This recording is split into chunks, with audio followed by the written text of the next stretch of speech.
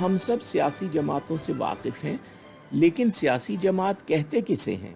سیاسی جماعت کا مطلب ایک ایسی جماعت ہوتی ہے جو ایک مخصوص خیال کو نافذ کرنا چاہتی ہے۔ اگر قوم کی اکثریت اس کی تائید کرے تو جماعت اس خیال کو نافذ کر دیتی ہے، لیکن اگر اکثریت اسے مسترد کر دے تو جماعت اپنے خیال میں کوئی تبدیلی لانے کی بجائے حزب مخالف بن کر موقع کا انتظار کرتی رہتی ہے۔ اس طرح ایک سیاسی جماعت کے سامنے اتفاق رائے کے اس تصور کی کوئی اہمیت نہیں ہو سکتی جو علامہ اقبال کے مطابق اسلام کے دستوری نظریے کا بنیادی اصول اور میری پارکر فالٹ کے مطابق سچی جمہوریت کی روح ہے۔ یہی وجہ ہے کہ دنیا میں جمہوریت کی بنیاد رکھنے والی سب سے بڑی ہستیوں نے کہا کہ جمہوریت سیاسی جماعتوں کے ساتھ نہیں چل سکتی۔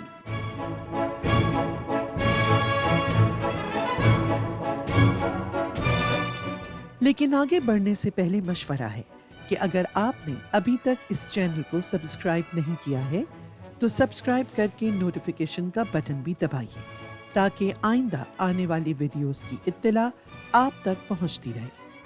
اس ویڈیو کی ڈسکرپشن بھی ضرور دیکھیے۔ ڈیموکریسی یعنی جمہوریت کا لفظ قدیم یونان کی ریاست ایتھنز سے آیا ہے، جہاں صدیوں پہلے یہ طرز حکومت رائج تھا۔ وہاں سیاسی جماعت بنانے پر پابندی تھی اور سب مل کر حکومت کرتے تھے۔ خلفائے راشدین کے ابتدائی زمانے میں بھی اسلام میں سیاسی جماعتوں کا کوئی تصور موجود نہ تھا۔ دور جدید میں جمہوریت کو رواج دینے میں فرانسیسی مفکر روسو کا بہت بڑا کردار تسلیم کیا جاتا ہے۔ اس کا کہنا بھی یہی تھا کہ جمہوریت سیاسی جماعتوں کے ساتھ نہیں چل سکتی۔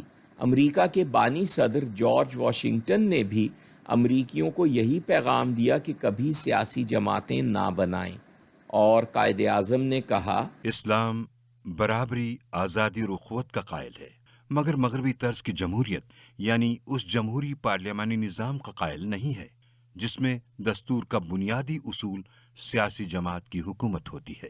جارج واشنگٹن نے یہ گہری بات بھی کہی کہ سیاسی جماعتیں صرف وہاں کچھ فائدہ پہنچا سکتی ہیں جہاں حکومتی نظام بادشاہت کے سانچے میں ڈھلا ہو۔ چنانچہ آگے چل کر قائد اعظم نے بڑی تفصیل کے ساتھ واضح کیا کہ برطانیہ دنیا کی واحد جمہوریت ہے جو سیاسی جماعتوں کے ساتھ چل سکی ہے، مگر جن دوسرے ممالک نے اس معاملے میں برطانیہ کی نقل کرنے کی کوشش کی وہاں جمہوریتیں اکثر ناکام رہیں۔ قرآن شریف نے بھی سیاسی جماعتوں کا تعلق فرعون کے استعمار کے ساتھ جوڑا ہے۔ قدیم روم کی جمہوریت میں سیاسی جماعتوں کا تصور موجود تھا، اور رومی جمہوریت بھی ایک بادشاہت سے جنم لے کر بالآخر استعمار میں تبدیل ہو گئی۔ اسلام میں تیسرے خلیفہ راشد کے آخری زمانے میں سیاسی جماعتیں مذہبی اور سیاسی فرقوں کی صورت میں ظاہر ہوئیں، اور جلد ہی یعنی چوتھے خلیفہ راشد کے فوراً بعد اسلامی جمہوریت ایک قسم کی بادشاہت میں تبدیل ہو گئی۔ علامہ اقبال نے بھی سیاسی جماعت کے تصور کا تعلق استعمار کے ساتھ جوڑتے ہوئے کہا، ہے وہی ساز کہن مغرب کا جمہوری نظام جس کے پردوں میں نہیں غیرز نوائے قیصری۔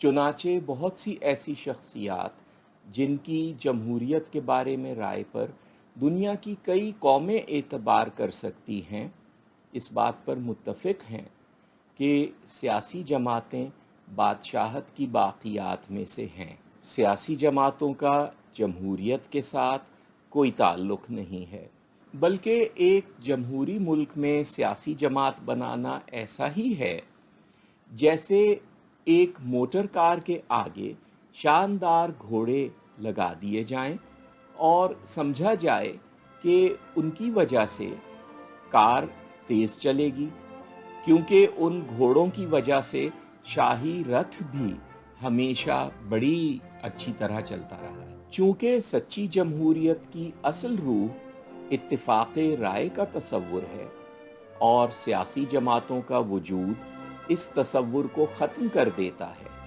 اس لیے ان مفکروں اور رہنماؤں نے سیاسی جماعتوں کا ایک متبادل پیش کیا ہے جسے ہم اگلی قسط میں دیکھیں گے۔